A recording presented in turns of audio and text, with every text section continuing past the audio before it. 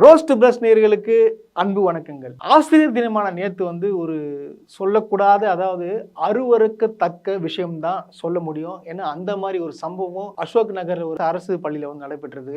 அங்கே என்ன நடந்துச்சு அப்படின்றத நம்ம டீட்டெயிலாக பார்க்கறதுக்கு முன்னாடி லைக், ஷேர், சப்ஸ்கிரைப் பண்ணிடுங்க. வாங்க கண்டென்ட்டுக்குள்ளே போகலாம்.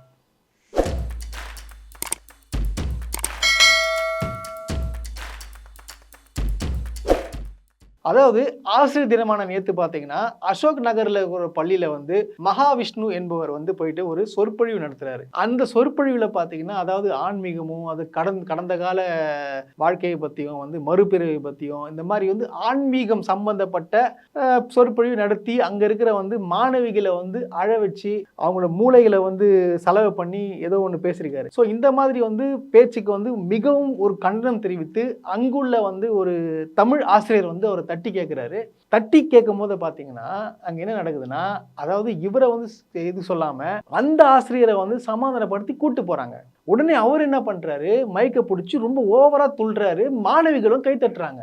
இதெல்லாம் யார் அதிகாரம் கொடுத்தா?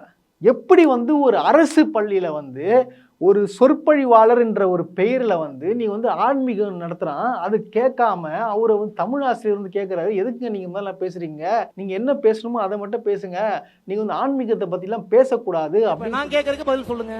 உங்களுடைய பெயர் என்ன சார்? உங்களுடைய பெயர் என்ன sir? If you are asking me a question, I will ask a question. You should answer me.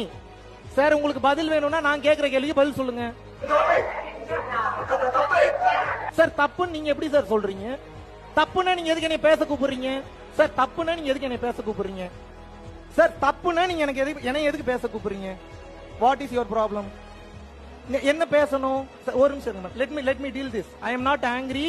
I am asking very clearly. See, I am very stable and asking. இந்த மாணவர்களுக்கு நீங்க என்ன பேசணும் முதல்ல சொல்லுங்க. முதல்ல நீ என்ன பேசணும் நீங்க சொல்லுங்க. மறுபிறவியை பத்தி பேசறோம். மறுபிறவியை பத்தி வேற யார் சொல்லி கொடுப்பா? மறுபிறவியை பத்தி வேற யார் சொல்லி கொடுப்பா? ஆன்மீகம்னா என்ன? ஆன்மீகம்னா என்ன அப்படின்னு சொல்றாரு. ஆனா அவர் எதிர்த்து நீங்க யாரு கேட்கறது, உங்க பேர் என்ன அப்படின்னு சொல்லிட்டு அவரை கிராஸ் கொஸ்டின் கேட்டு அவரை அங்க அவமானப்படுத்துறாங்க. அந்த இடத்துல வச்சு அவமானப்படுத்துறாங்க. ஏன்னா தப்பு இல்ல. அவர் யாருங்க? அவரு ஒரு தமிழ் ஆசிரியர். இன்னொரு விஷயம் சொல்லட்டுமா, அவர் கண் தெரியாதவர். ஒரு பார்வையற்றவருக்கு இருக்கிற ஒரு உணர்வு அங்கு உள்ள ஆசிரியர்களுக்கு கிடையாதா? அவர் பார்க்கும்போது கண் கலங்குதுங்க. ஒரு மனசாட்சி வேண்டாம்? இது யார் பர்மிஷன் கொடுத்தா? இவர் என்ன பண்ணியிருக்காருன்னா, முன்னாடி போயிட்டு நான் இந்த விஷயத்துக்குள்ள வரேன், ஏதாவது கல்வித்துறை அமைச்சர்கிட்ட நான் வரேன். ஆக்சுவலாக இவர் என்ன பண்ண, பரம்பொருள்ன்ற ஃபவுண்டேஷன் வச்சிருக்காரு. இந்த மாதிரி நான் நிறைய மாணவர்களுக்கு நான் மாதிரி சொற்பொழிவு நடத்துகிறேன், அவங்கள மெடிடேஷனில் கொண்டு போவேன், இந்த மாதிரிலாம் சொல்லி ஆன்மீகத்தை பற்றி பேசாமல் வேற ஒன்று பேசி பர்மிஷன் வாங்குறாங்க. ஸோ அந்த காரணத்துக்காக பார்த்தீங்கன்னா அசோக் நகரில் பெண்கள் மேல்நிலை பள்ளிக்கு இவரை அழைத்து வரப்படுறாங்க. அதுக்கப்புறம் இந்த மாதிரியான சம்பவங்களை நடந்துட்டு இருக்கு. எனக்கு என்னன்னா, அங்கே உள்ள ஆசிரியர்கள் மேலே தான் எனக்கு கோவம் வருதுங்க. எனக்கு இது ஏற்றுக்கவே முடியாது. அவர் ஒரு கத்துறாரு, என் பிள்ளைகளுக்கு இப்படிலாம் நீ சொல்லி கொடுக்கூடாது அப்படின்னு சொல்கிறாரு. நீங்கள் சொல்லி கொடுக்குறது நீங்கள் யார்? ஆன்மீகத்தை பற்றி சொல்லி கொடுக்காம வேற எதை சொல்லி கொடுக்க அப்படின்னு சொல்லிட்டு கேட்குறாங்க. அப்புறம் இவங்க ஆசிரியர்கள் தடுக்கிறத பார்த்து அங்குள்ள மாணவர்கள்லாம் கை தட்டுறாங்க. இந்த ஆசிரியர் பார்த்து ஏளனமாக சிரிக்கிறாங்க. இதெல்லாம் எவ்வளோ பேர் தப்பு?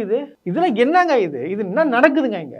இது எனக்கு தெரிஞ்சு இது அன்பில் மகேஷ் ஐயா கண்டிப்பாக இது தகுந்த நடவடிக்கை இப்போ எடுத்திருக்காரு. இருந்தாலும் இது ஒருத்தருக்கு நம்ம பர்மிஷன் கொடுக்கறதுக்கு முன்னாடி தயவு செய்து அனலைஸ் பண்ணுங்க. அவர் யாரு, அவர் எங்கேருந்து வர்றான்னு சொல்லிட்டு அனலைஸ் பண்ணுங்க.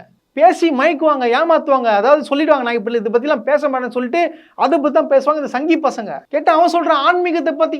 நீ எந்த ஸ்கூலில் ஆன்மீகத்தை பற்றி சொல்லி கொடுக்குறீங்க? நீங்கள் அங்கே இருக்கிற ஆசிரியர்கள் எல்லாருக்கும் நீங்கள் கண்டிப்பாக சஸ்பெண்ட் பண்ணணும்.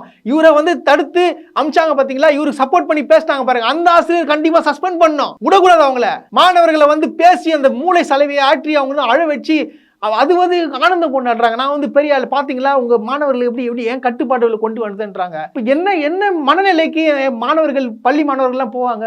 சங்கித்தனமான பேச்சுக்களை மாணவர்கள் மைண்ட்ல சதைச்சு வச்சு அவங்கள கொள்கைக்கு மாற்றாக பண்ண எப்படி இது ஏற்றுக்க முடியாதுல? இது இந்த தருணத்துல நான் ஒருத்தருக்கு நான் மிகப்பெரிய ஒரு பாராட்டை கொடுத்தே ஆகணும்.